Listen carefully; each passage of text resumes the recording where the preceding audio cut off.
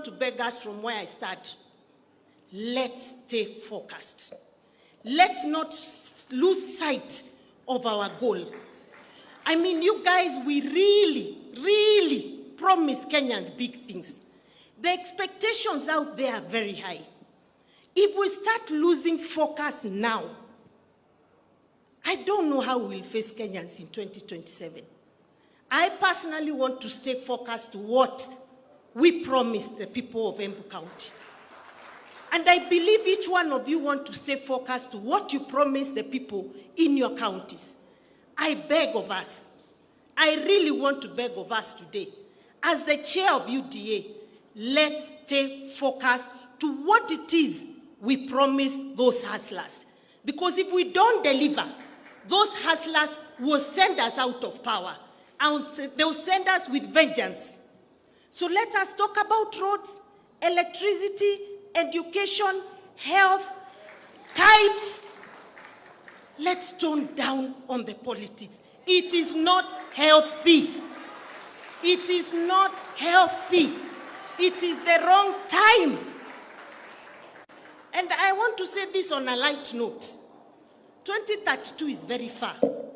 For me, the most important is to make sure our team leader, William Samoei Ruto, gets a second term. That, for me, is the most important. And he can only get a second term when he delivers and gets this country out of where it is right now. That is the truth.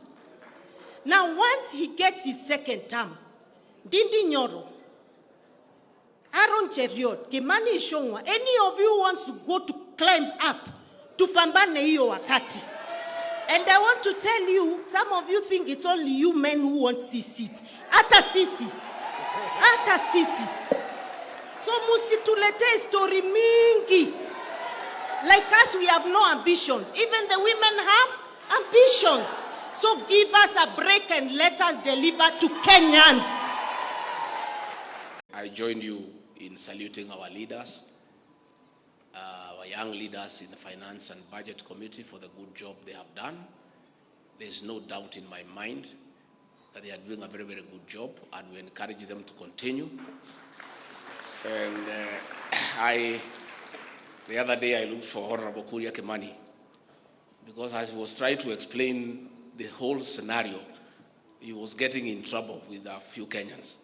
And I called him to assist him in managing the communication, because what he was saying is right, and we were agreeing on how he'll go about it. And we'll continue doing so. I want to say that my younger brother here, Ndindi Nyoro, has done a good job. And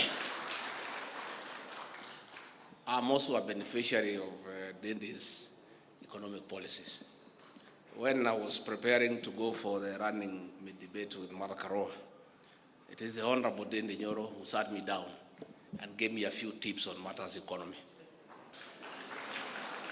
And even those who may not know, for many days when I was in trouble from the former administration, for fear of arrest over the weekends, I would spend the weekends in Ndindi Nyoro's house, and his wife Sophia would make a meal for me. The only problem, the whole weekend he would bombard me with economic issues.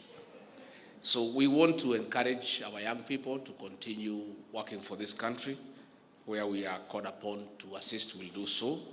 And I want to request the Leader of Majority kindly help us to fast-track the coffee bill and the Cooperative Act amendments, because what the President has talked about, the issues we are having with the cooperative sector.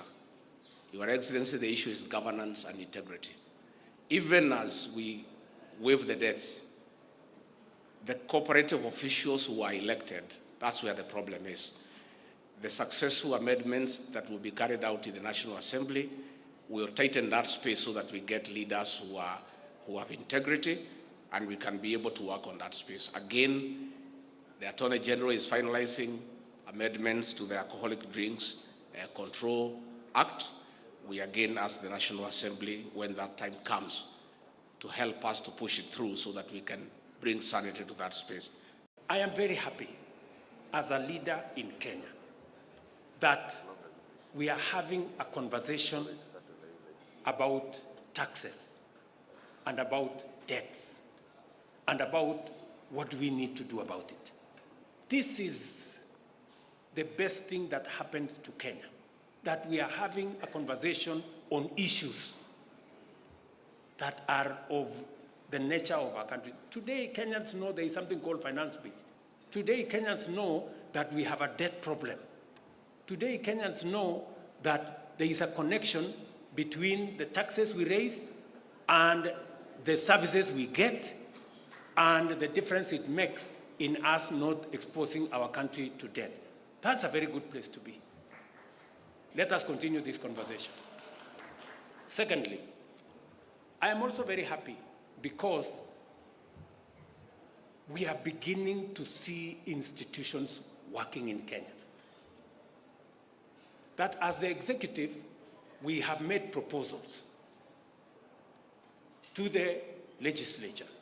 The legislature have interrogated those proposals. The public has interrogated those proposals. The public have recommended, through public participation, their feelings, their ideas, their suggestions, and because the people's representatives have listened to the people through public participation, they have adjusted the proposals from the executive. And we are now going to end up with in a product in Parliament that came from the executive, interrogated by the legislature. Through public participation, the people of Kenya have had a say on it. It will go to the floor of the House, and we have a very robust system of governance in Kenya. Last year, when we passed the proposals, they even went to court. The court adjusted some of the proposals we had made. In fact, they suggested to us to make a law to underwrite the housing fund, which was a positive suggestion, from our judiciary. So the fact that the executive is working, the legislature is working, the judiciary is working, institutions are working in Kenya, that is a very proud country. And I want to belong to Kenya.